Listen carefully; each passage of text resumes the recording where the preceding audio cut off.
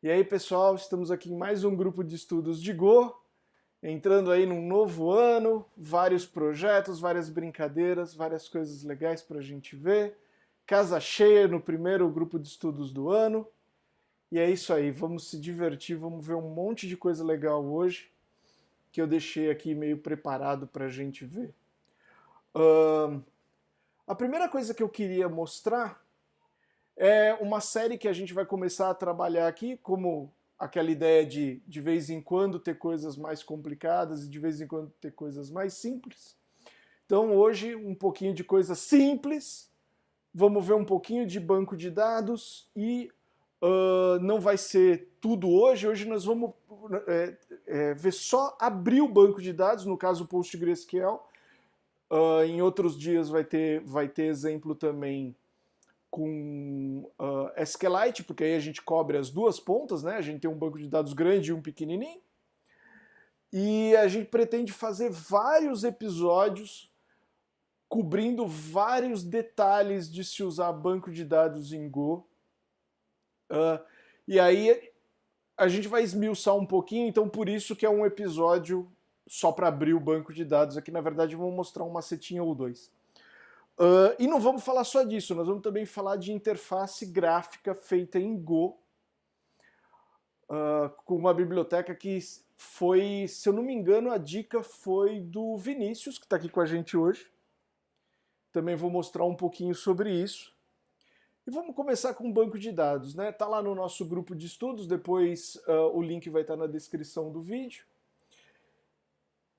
E, bom, nós vamos usar o SQLX, que hoje não faz diferença entre usar o SQL, o pacote SQL normal ou o SQLX, mas no futuro vai fazer quando ele tem alguns recursos interessantes quando a gente for fazer select e quiser capturar esses dados, ele vai ter algumas coisas interessantes. E também vamos ver como abrir o banco de dados usando... Opa, mais gente chegando aqui. Vamos abrir o banco de dados usando Security Socket. Enfim, vamos lá, né? Então vamos para o código. Na verdade, eu deixei o código aberto aqui. O código é bem simples para abrir o banco de dados, né?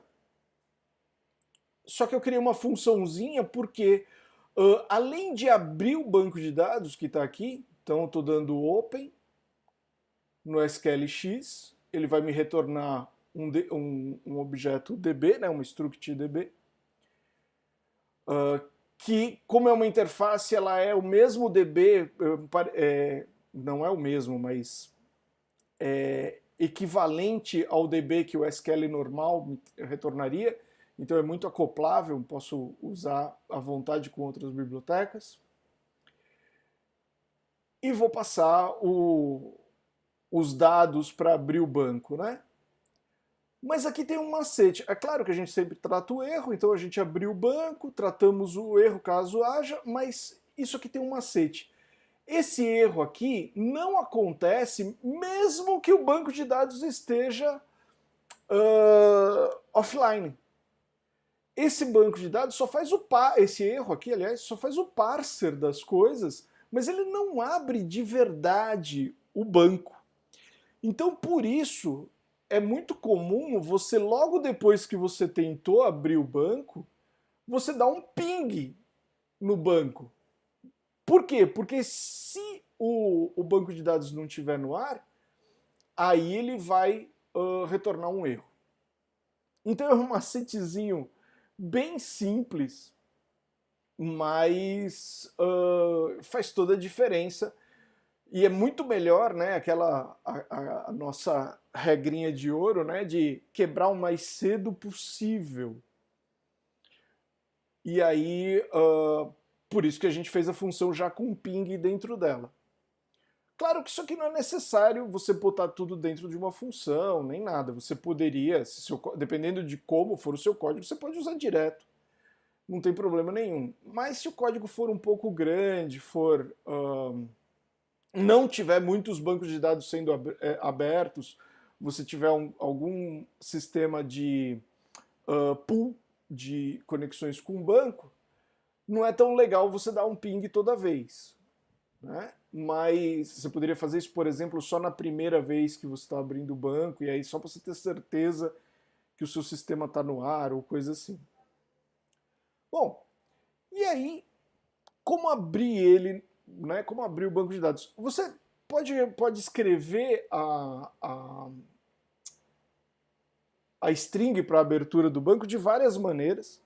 Né? Você pode botar espaços e separar e simplesmente colocar os campos com igual no meio. Mas eu particularmente gosto desse formato de URL. Eu acho que é mais elegante, mais fácil de parsear, mais fácil de concatenar, é mais fácil de você ler de um arquivo de configuração só essa string. Então, costumo usar assim. No caso do PostgRE, quando você não está usando Security Socket Layer, você tem que dizer para ele que você está desabilitando, né? Bom, e aqui a gente só abre o banco, vê se veio algum erro, né?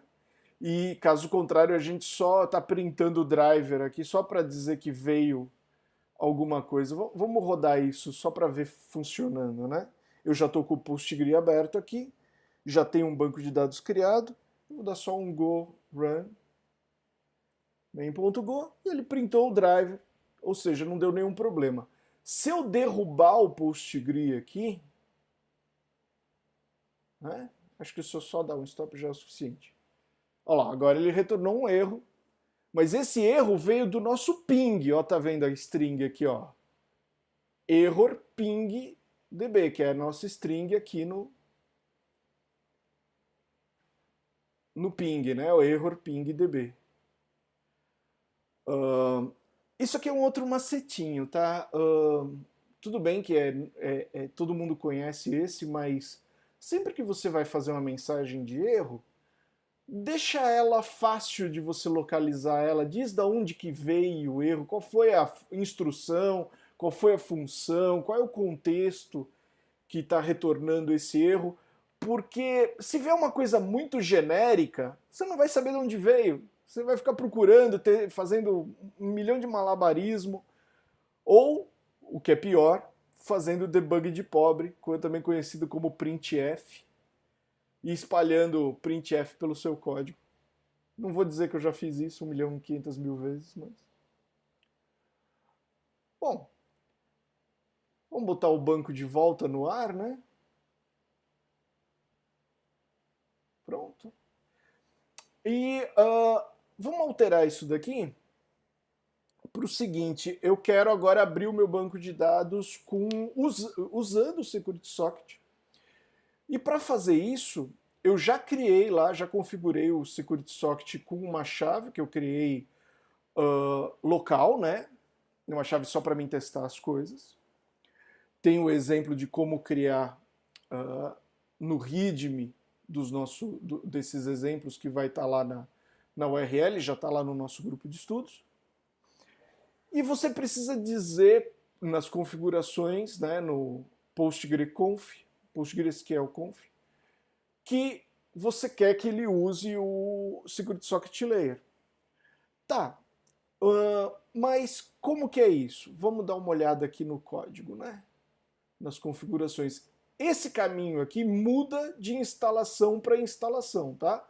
No caso, a instalação na minha máquina é esse caminho aqui que eu guardo as configurações do PostgRE.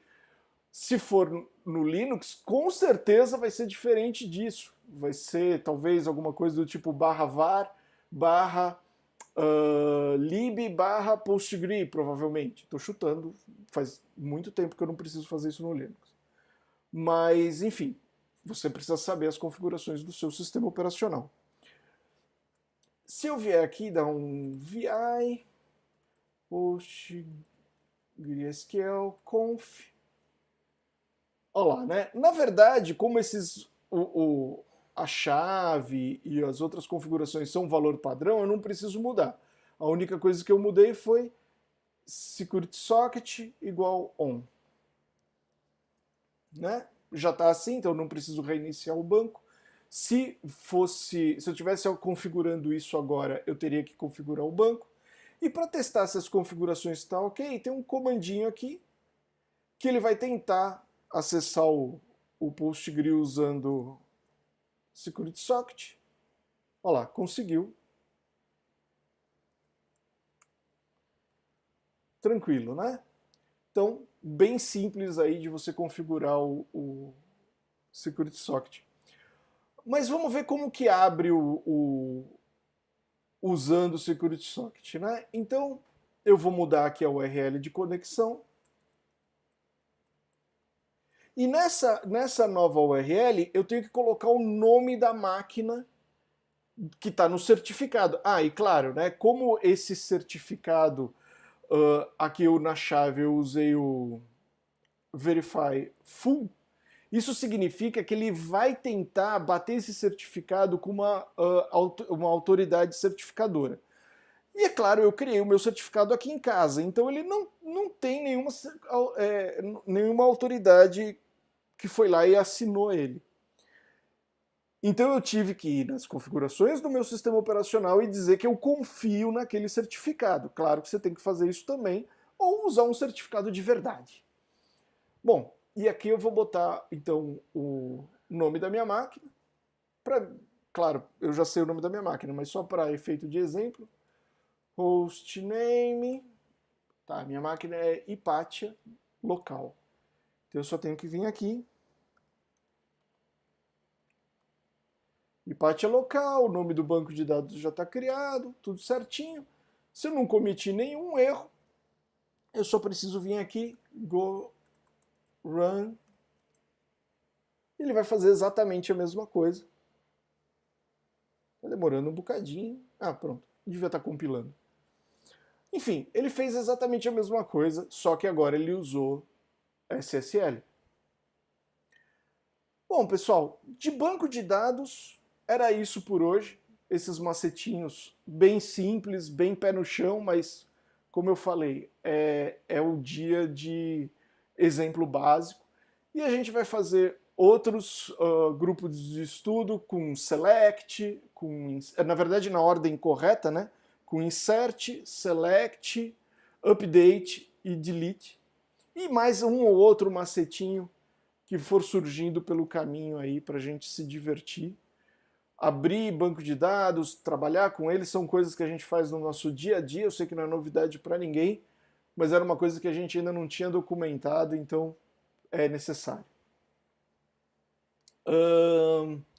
Bom, agora vamos para a parte da interface gráfica, né? Interface gráfica é um negócio... não é core da linguagem, mas é uma coisa bastante importante, porque vira e mexe surge essa necessidade, e hoje em dia quase não faz sentido você ter uma interface local. Todo mundo usa HTML como interface gráfica para seus sistemas, né? Mas existem algumas pequenas situações em que você precisa de uma interface rodando local, que não seja um servidor, que a pessoa vai ter que ir lá e abrir uma interface gráfica.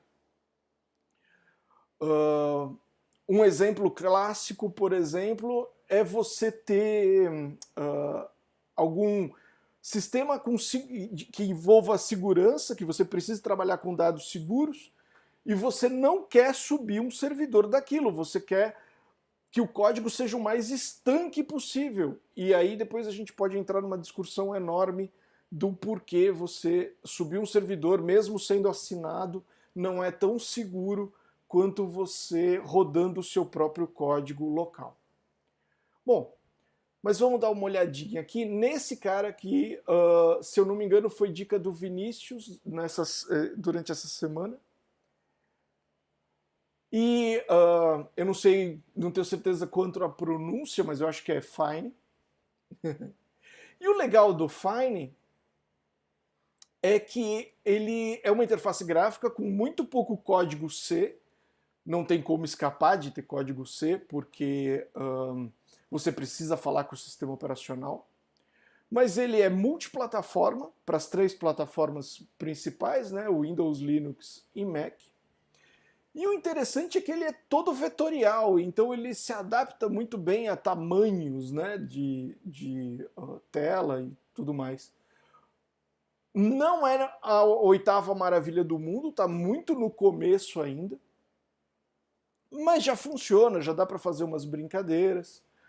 Uh, enfim, ainda dá alguns problemas, mas tem coisas interessantes. Vamos rodar o exemplo deles aqui. Eu já baixei, já deixei. A instalação foi muito simples, tá? Eu instalei simplesmente com um Goget, então não deu problema nenhum na instalação. Mas ele tem um exemplo aqui bem legal, um demozinho bem legal. Vamos dar uma olhada. Go run. Só que aqui, como é mais de um executável, eu vou subir com um ponto. Olha lá, ele subiu o demo aqui. E ele tem algumas coisas legais e outras nem tanto. É tudo vetorial, então ele consegue... ó, esse aqui é o primeiro, eu já cliquei de propósito, é o primeiro que acontece. Se você clicar lá no ícones para ver, olha só que bonita falha de segmentação. Então ele não está ainda 100%, pelo menos no Mac. Mas, enfim, tem algumas coisas que ainda dá para melhorar. Por exemplo, ele usa OpenGL para algumas coisas. O Mac, na última versão, não está dando mais... não é que ele não dá mais suporte, mas ele está tratando como deprecated o OpenGL e no lugar está usando o Metal, que é a implementação da Apple para interface de baixo nível, né, para falar com a placa de vídeo. Então tem coisas para melhorar bastante ainda, mas ele já consegue fazer algumas coisas interessantes. Vamos dar uma olhada nas outras coisas aqui. Olha esse aqui que legal, né? Resize Me. Então vamos fazer o resize aqui. Layout. Olha só, né? Ele já tem abas. Enfim, coisas interessantes, mensagens, né? Enfim. Ele já tem temas, né? Então a gente pode aqui mudar de tema. Só que é claro, só porque eu estou mostrando resolveu falhar. Normalmente, quando eu testei, ficou. Ah, agora funcionou, ficou branquinho direitinho. Bom, tá bem experimental ainda, não tá lá essas coisas. Mas se você quer uma interface simples, é uma coisa interessante, é uma coisa para brincar. Existem outras interfaces assim que se propõem a ser uma interface gráfica nativa, mas assim, é difícil você encontrar uma que seja simples, tenha pouco código em outras linguagens, como C, por exemplo, e que também seja para os três ambientes, né? Para o Mac, Linux e Windows. Então, se você tiver dica, quiser passar para a gente dar uma olhada e mostrar aqui, manda para a gente dar uma olhada. Isso aqui é uma coisa legal de brincar. Bom, claro que a URL também vai estar na descrição. Tem muito mais coisa para dar uma olhada. O código para você fazer os exemplos é bem simples, né? Ele tem um outro repositório com mais exemplos, se eu não me engano, está aqui no exemplos. E tem, enfim, várias coisinhas interessantes. E é isso. Outro assunto que eu vou abordar hoje, mas a gente vai abordar no Out of Recorders, né? Ou seja, aquela parte que não é gravada, é sobre alguns aspectos de otimização, mas com outra ênfase. Não otimização para performance ou para tamanho de executável, as otimizações mais tradicionais, mas otimização focando em resiliência, né? Focando em o quanto o seu executável resiste à paulada. Mas isso vai ser no Out of Records, e depois que tiver bem amadurecido esse tema, aí nós vamos tratar na parte gravada, né? Mas não vai ser hoje. Então é um motivo para você participar do Out of Records. Se você está vendo isso aqui gravado, você está perdendo. Até mais, galera.